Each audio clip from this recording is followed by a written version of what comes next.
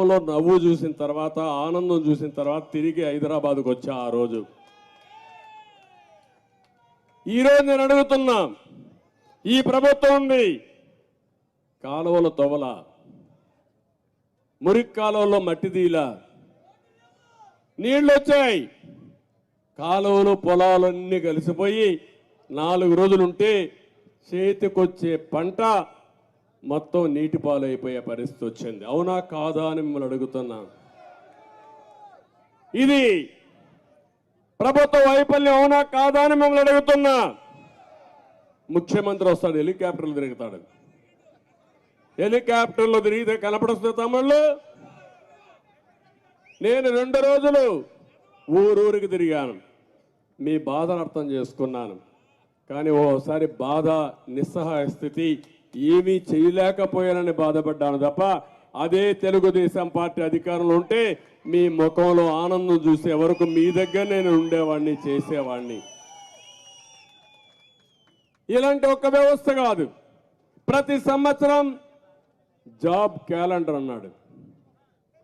ఇచ్చాడా? ఒక్కడికి ఉద్యోగం వచ్చిందా ఈ రాష్ట్రంలో? మొత్తం ఇండస్ట్రీస్ అన్నీ పారిపోయినాయా లేదా? పారగొట్టాడా లేదా? వాళ్ళు పోకపోయినా తరివేశాడు. అంటే వాటాల కోసం కక్కుర్తిపడి అందరినీ తరివేశాడు. ఈరోజు నేను ఒక న్యూస్ చూశాను, విశాఖపట్నంలో గాదిరాజు ప్యాలెస్,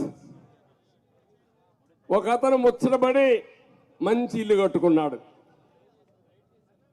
మనం కూడా కట్టుకుంటామా లేదా? కష్టపడినాక డబ్బులుంటే ఇల్లు కట్టుకుంటాం, ఇంకా ఎక్కువ డబ్బులు వస్తే ఇంకా దాన్ని కొట్టేసి మంచి ఇల్లు కట్టుకుంటాం. మన పిల్లలు సంపాదించి బయట నుంచి పంపిస్తే ఇల్లు కట్టుకుంటామని చేస్తాం మనం. వీళ్ళు పోతా ఉంటే ఇది ఏదో చూడాలి, ఇది నేను కూడా ఇంకా డెప్త్కి వెళ్ళాలి. పోతా ఉంటే ఆ ఇంటి మీద ముఖ్యమంత్రికి కన్ను పడిందంట. ఇంకా అయిపోయింది ఆ పని. ఆ ఇల్లు మాకు కావాలని వీళ్ళు ముచ్చటపడ్డారు కాబట్టి ఆ ఇల్లు కావాలన్నారు. ఆయన అన్నాడు, నేను ఎందుకు ఇస్తానయా, నా ఇల్లు ఇది అన్నాడు. అంటానే ఏం చేశారు తెలుసా? ఎప్పుడో ఇది ఉందని 22A కింద పెట్టేశారు. ఇప్పుడు రికార్డులు చాలా స్పష్టం తమ్ముళ్ళు. మీ భూమి మీద అవునా కాదా దినాము చెక్ చేసుకోవాలా మీరు ఇంక రాబోయే రోజుల్లో. ఎందుకంటే ఈ కాంగ్రెస్ దొంగలు ఆ రికార్డులో ఏమక్కర్లా, ఈ భూమి 22Aలో ఉంది అంటే ఏంటి? ఇది ప్రభుత్వ భూమి. మీ తాత ఇవ్వచ్చు, మీ ముత్తాత ఇవ్వచ్చు మీకు. ఇంకా అక్కడి నుంచి నువ్వు కుయ్యమరు అంటే సగం నాకు ఇస్తావా చెప్పు, అప్పుడు నీకు ఇస్తా. లేకుండా మొత్తం ఇచ్చేసి 20 లక్షల ఆస్తి 5 లక్షలు ఇస్తారు. ఇటీవల సెటిల్మెంట్లో అన్ని అదే జరిగింది సర్వేలో. మీరు ఒక విషయం గుర్తుపెట్టుకోవాలి, ఇప్పుడు ఓటర్ దొంగలు కూడా వచ్చారు. మీరు బతికుండగానే మిమ్మల్ని చంపేస్తున్నారు. అంటే ఏంటి అరాచకాలను అడుగుతున్నా మిమ్మల్ని అందరూ ఆలోచించుకోవాలి మీరు. ఇదేదో నా కోసరం కాదు నేను చెప్పేది, మీ కోసరం, మీ పిల్లల కోసరం, ఈ రాష్ట్రంలో ఉండే ప్రజల కోసరం. ఇలాంటి అరాచకాలు నేను ఎప్పుడు ఊహించలా. ఇలాంటి ఈ కళ్యాణ మండపాన్ని చూస్తే ఇప్పుడు కొత్తగా ఒకటి తెచ్చారు. నేను చెప్పింది ఈ గాదిరాజు ప్యాలెస్ది. ఆ కళ్యాణ మండపాన్ని చూస్తే 94లో అతను కొన్నాడు, కొని కట్టుకున్నాడు.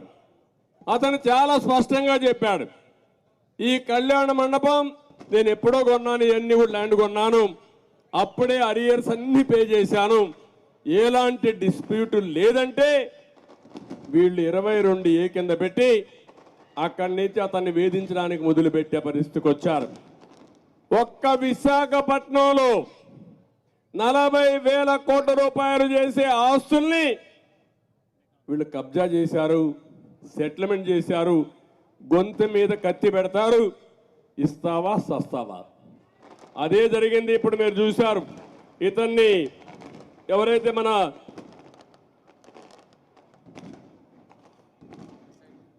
ఇప్పుడే రవిబాబు ఎవరైతే ఉన్నాడో, రవిబాబుని సాయిబాబు ఎవరైతే ఉన్నాడో ఆయన చూశారు. సాయిబాబును చూస్తే ఆయన వినలేదు కాబట్టి PD act, preventive detection act, అది పీడీ యాక్ట్ అంటే ఇంకా బెయిల్ కూడా రాదు, ఇమ్మీడియట్గా అరెస్ట్ చేస్తారు. తర్వాత ఎప్పుడో వస్తే 2 ఏళ్లకో 3 ఏళ్లకో బెయిల్ వస్తుంది. అధికారం ఉందని ఇలాంటి తప్పుడు కేసులు పెట్టినప్పుడు ఈ గాదిరాజు ప్యాలెస్ ఓనరు బెదిరించారు. ఇప్పుడు పేపర్లో వచ్చినాయి ఇవన్నీ. బెదిరిస్తే ఆయన భయపడిపోయి ఇప్పుడు స్టేట్మెంట్ ఇచ్చాడు. నన్ను ఎవరు అడగలేదు, నా ఇల్లు నాదే, నా కళ్యాణ మండపం నాదే, నాకేం సంబంధం లేని స్టేట్మెంట్ ఇచ్చే పరిస్థితికి వచ్చారు. ఇక్కడే గుంటూరులో శంకర్ ప్యాలెస్, మీకు చాలా మంది తెలిసి ఉంటుంది, ఐడియా ఉందా? శంకర్ ప్యాలెస్, శంకర్ విలాస్, మా చెల్లెమ్మంటా ఉంది శంకర్ విలాస్. శంకర్ విలాస్ని పాప ఆ తల్లి చెప్పిన రంగనాయకమ్మ, ఆ రంగనాయకమ్మ చేసిన తప్పేంటంటే ఎల్జీ పాలిమర్స్ యాక్సిడెంట్ అయింది, ఇది తప్పని ఒక ట్వీట్ పెట్టింది. అదే ఆ మహాతల్లికి శాపంగా మారింది. నెక్స్ట్ డే ఆవిడని అరెస్ట్ చేశారు. అరెస్ట్ చేసినారుగా కోర్టు తీసుకుపోతే 41A నోటీస్ ఇమ్మని చెప్పారు. ఆ రోజు మేము కూడా సహకరించాం. అక్కడి నుంచి ఆవిడ మీద పడ్డారు. ఆవిడ మీద పడి ఆ శంకర్